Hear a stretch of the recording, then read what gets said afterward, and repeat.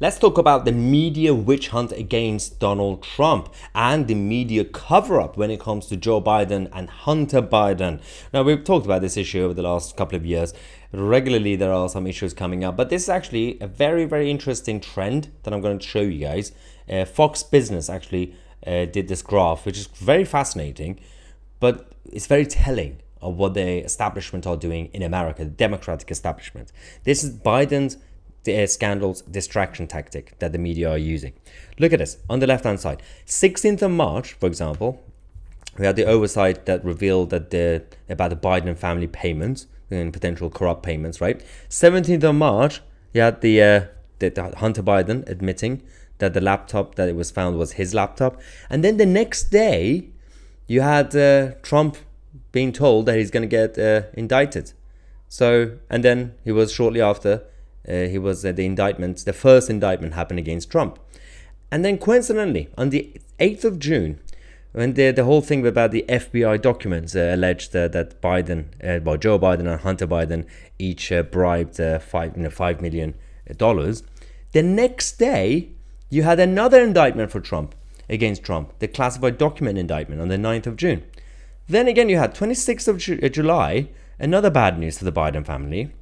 The Hunter, well, it wasn't bad news, it was just a bit scandalous. It was about Hunter Biden's plea deal that collapsed. And then, on the 27th of July, so literally the next day, you had additional classified document charges against Donald Trump. 31st of July, a few days ago, we had Devon Archer, we're going to talk about Devon Archer in a second, who testified against the Bidens. The next day, 1st of August, we had another indictment against Donald Trump. So the mainstream media, the whole narrative, kept talking about the Trump indictment again.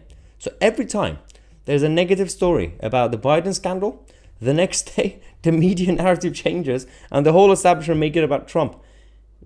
And nobody notices this. It's completely crazy what's going on with the collusion between the media, the Democratic government, the US Democratic government, and the judiciary and everybody else, and like again, some people in the FBI. Same tactics are being used, obviously, across the Western Europe in general, but in America, it's kind of like in your face. It's like the establishment don't really care about being found out. Shameless. Now, let's talk about this guy, Archer. So, the former Burisma official, this is the Ukrainian company, well, which is technically supposed to be based in Cyprus, but it's based in Ukraine. The family ties were a big part of Hunter Biden, according to the former official of this company. And this is, again, the testimony that we have from Devon Archer. All right, so for example, look at this transcript that we have. We have questions and answers. Question. So based on your... this is obviously the whole Biden issue, not Trump.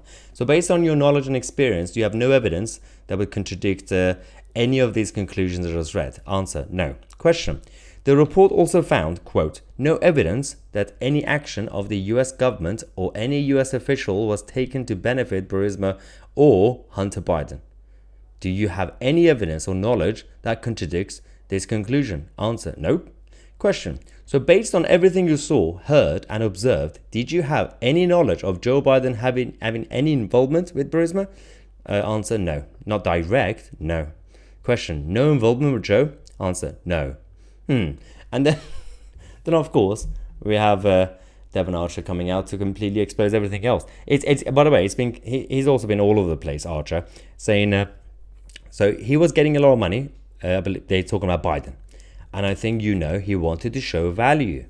Archer said that given the brand, I think he would look to get the leverage from it. A lot of it's about opening doors, globally in DC. And then, obviously, having those doors open, sent the right signals.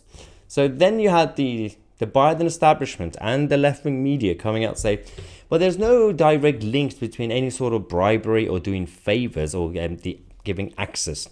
It was about the illusion of access, right? The illusion of access. The whole thing cannot be justified by any of them. That's why every time bad news comes out, they do something to Trump to distract people's focus. And it keeps happening. You're going to wait for the next one, next wave. But the more they do these things against Trump, they're going to make it easier for Trump to become the next president. Idiots. Now, Joe Biden met with Hunter Biden's business partners 20 times, according to an ex-colleague. So all these claims that Joe Biden had nothing to do with anything and he didn't know anything about his son. And then Joe Biden came out recently and said, I would do anything for my son and I would get involved. But I wasn't involved. But I would get involved because I love him. I don't know anything about my son. But my son is my best friend. I know everything about his life. I don't know what he was up to in Ukraine or in Russia. Like, make up your mind, Joe. Make up your mind. They're also making a big risk, the establishment in America. The more they have Joe Biden in front of cameras, one day, you know, all these gaffes that he does, he's going to accidentally say something wrong. He's going to leak it. He's going to do it himself.